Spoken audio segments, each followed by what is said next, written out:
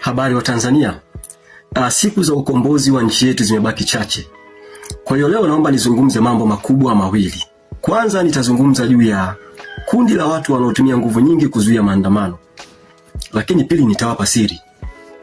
Ndugu wa Tanzania, ukiona watu wanatumia nguvu nyingi kuzuia maandamano, kuwatia watu hofu wasiandamane, waangalie usoni mara mbili.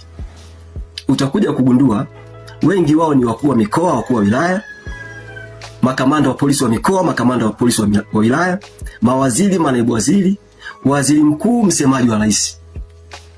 Sasa hawa wote hawataki watu waandamane, sio kwa sababu wanaipenda sana Tanzania, sio kwa sababu wanatamani kuona Tanzania inaendelea, hawa ni wanafiki wakubwa.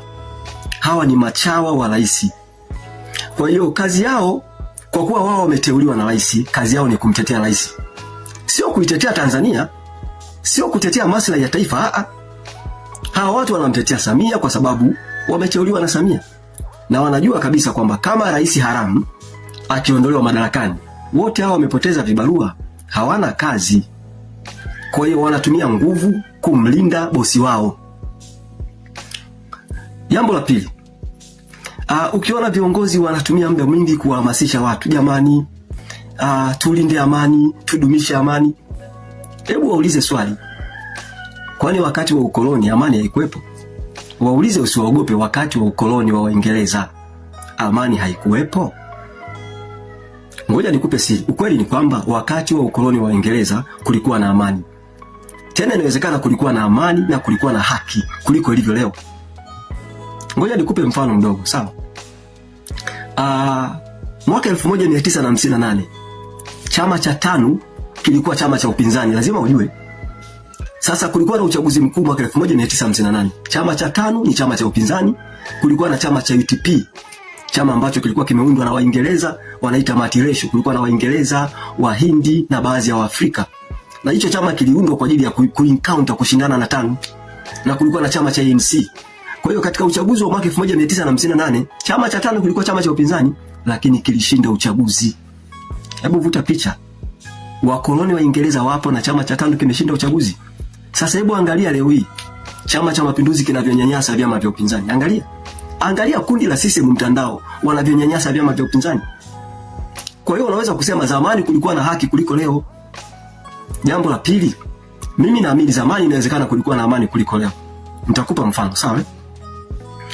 Kama leo hii tukiweza kuwa na chombo huru na haki kikachunguza Watanzania ambao wametekwa na kuuawa, yani katika kipindi cha miaka 4 tu ya Samia, unaweza kukuta Watanzania waliotekwa, walionyanyaswa na kuuawa katika kipindi cha miaka 4 ya Samia ni wengi kuliko Watanganyika waliotekwa na kuuawa katika kipindi cha miaka 39 ya utawala wa kikoloni. Narudia tena, kama kungekuwa na chombo huru kikachunguza Watanzania waliotekwa, kunyanyaswa na kuuawa katika miaka 4 tu ya Samia Suluhu Hassan, inawezekana ni wengi kuliko kipindi ambacho Watanganyika wametekwa na kuuawa katika kipindi cha miaka 39 ya utawala wa ukoloni wa Uingereza. Lakini pili, ukitaka kujua zamani amani ilikuwepo, sawa? Chama cha TAA kimeanzishwa 1929. Chama cha TAA kilikuwa kudai amani kwa sababu amani ilikuwepo. Umenipata? Kwa hiyo amani ilikuwepo, isipokuwa wakoloni wa Uingereza walikuwa wanatunyonya. Walikuwa wanaiba rasilimali zetu wanapeleka kwao. Hakukuwa na haki. Kulikuwa na upendeleo, kulikuwa na dhuluma, kulikuwa na ubaguzi wa rangi. Umeelewa? Kwa hiyo chama cha TANU baadaye kilihamasisha, kilikuwa kinataka tujitawale kwa maana ya independence.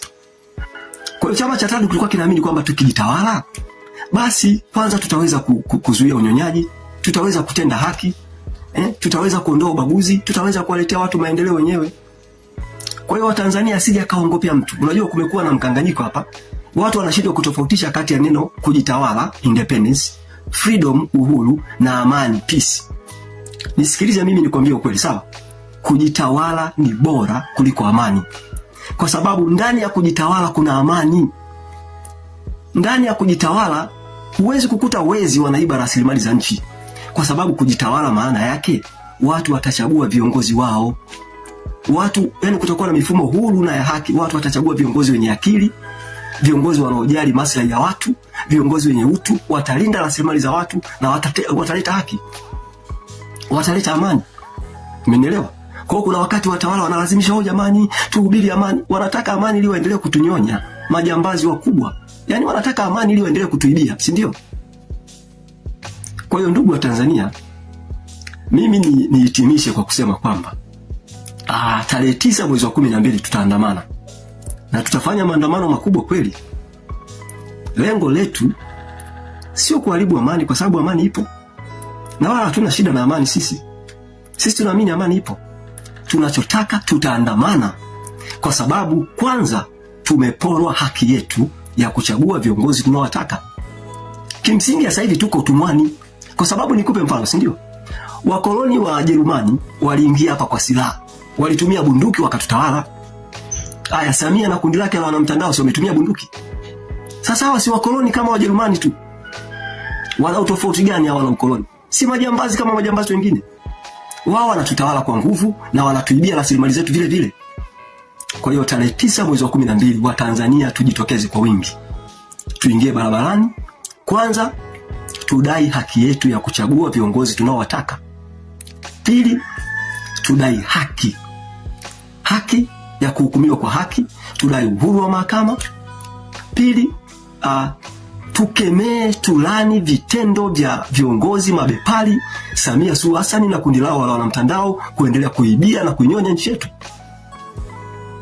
Kwa mimi niendelee tena nihitimishe kusema kwamba ndugu zangu, kujitawala ni bora kuliko amani, kwa sababu ndani ya kujitawala kuna amani, lakini ndani ya amani sometimes kuna unyonyaji na kuna mauaji makubwa. Mungu ibariki Afrika, Mungu ibariki Tanzania. Asanteni kwa kunisikiliza. Wewe una maoni gani baada ya kusikia maneno hayo? Tukutane kwenye comments, na comments 50 za mwanzo nitareply zote. Usisahau kusubscribe kama ndo mara yako ya kwanza kuiona chaneli hii. Asanteni na tukutane kwenye video ijayo.